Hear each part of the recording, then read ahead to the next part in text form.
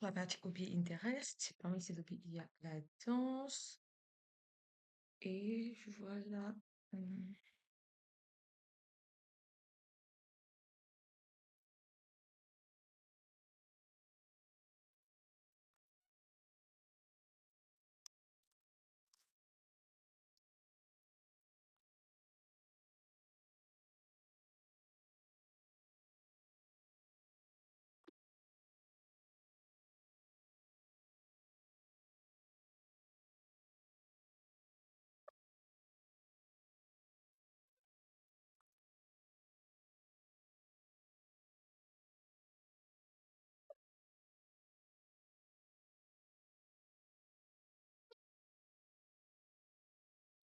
Ça, je dis tantôt que voilà, on parle pas des hobbies que vous mettez juste comme ça. Voilà quelqu'un qui a vraiment un hobby.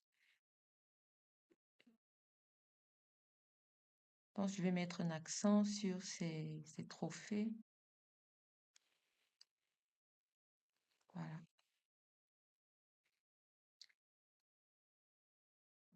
Regardez.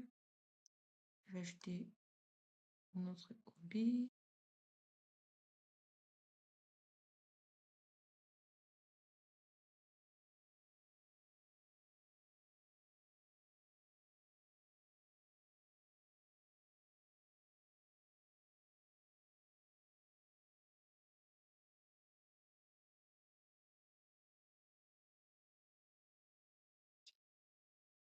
C'est pour ces hobbies.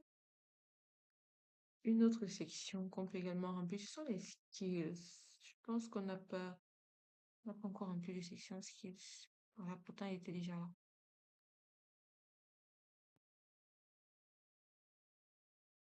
Pour définir les skills, je suggère généralement de diviser ces skills en trois catégories. Donc, on va venir ici ajouter une catégorie de compétences. Je vais mettre par exemple technical skills. Donc, la première catégorie que j'ajoute, c'est informatique. Donc, informatique.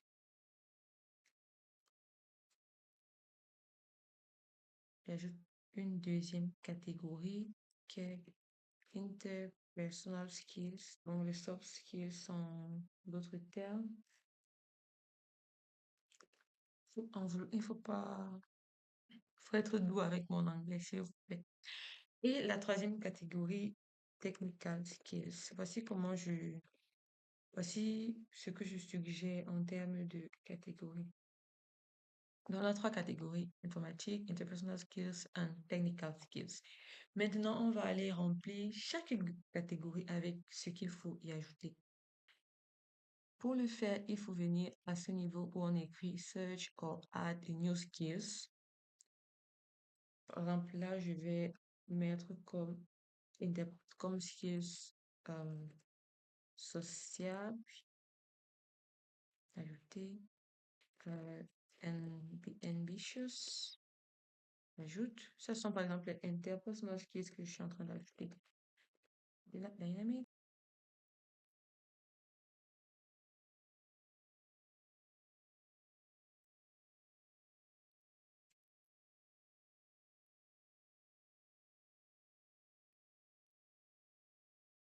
Voilà, voilà, par exemple, les compétences que je veux ajouter au niveau de interpersonal skills. Donc là, je viens au niveau de la catégorie ajouter les compétences et je coche tout ce que j'avais déjà mis en haut. Sauvegarder. Voilà. Je vais donc faire pareil au niveau de la partie informatique. Je vais venir entre ici ces skills.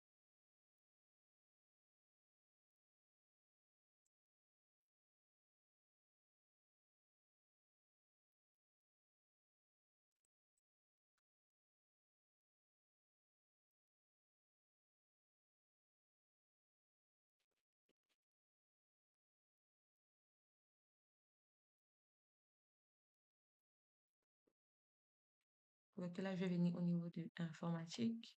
Ça va apparaître et je vais cocher les deux. Et pareil pour technical skills.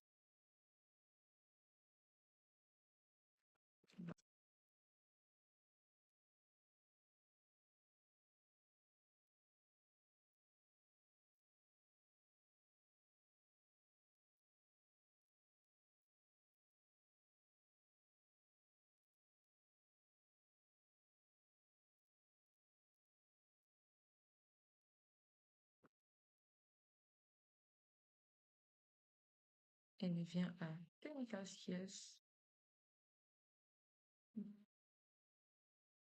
C'était ça, ça, ça et ça. Sauvegarder. Voilà donc comment vos skills sont arrangés en catégories. Et là, on peut sauvegarder. Vous voyez comment c'est rangé, non? Voilà, c'est comme ça qu'il faut faire. C'est une technique. C'est une astuce en tout cas. Comme je disais tantôt, Europa, c'est vraiment facile à manier. Vous n'êtes pas obligé de respecter exactement les titres qu'ils ont attribués. Même si on a mis location, si vous pouvez mettre plutôt le nom de l'institut où vous l'avez fait, ça ne pose pas de problème. Tant que c'est bien, c'est cohérent de façon visuelle et voilà que c'est compréhensible, ça va. Donc, vous n'êtes pas obligé de stick à ce qui a, à ce qui a été écrit. Pardon. Donc, voilà, je pense qu'on a rempli presque toutes les sections pour cet abonné. Vous voyez là, voici toutes les sections qui sont remplies. On peut maintenant les réorganiser. Comme je disais tantôt, information personnelle, bien sûr, et vu quelle candidate a une bourse, là, on va commencer par l'éducation, donc la formation académique. Là, c'est bon. Elle n'a pas de work experience, donc on va masquer cette section et elle n'apparaîtra plus là. Après la partie éducation, ce que je recommande de mettre ensuite, c'est la partie projet de cours, parce que c'est beaucoup plus lié à l'éducation. Donc, on va chercher l'endroit course project, qui est sur la flèche du haut, pour qu'elle arrive directement après éducation. Donc, vous voyez là, ça a bougé. Après la partie course project, je suggère de mettre complementary training.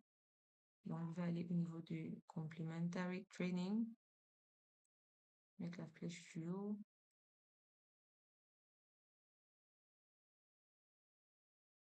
Voilà, et complementary training est directement après course project. Donc, complementary training, encore une fois, c'est projet complémentaire.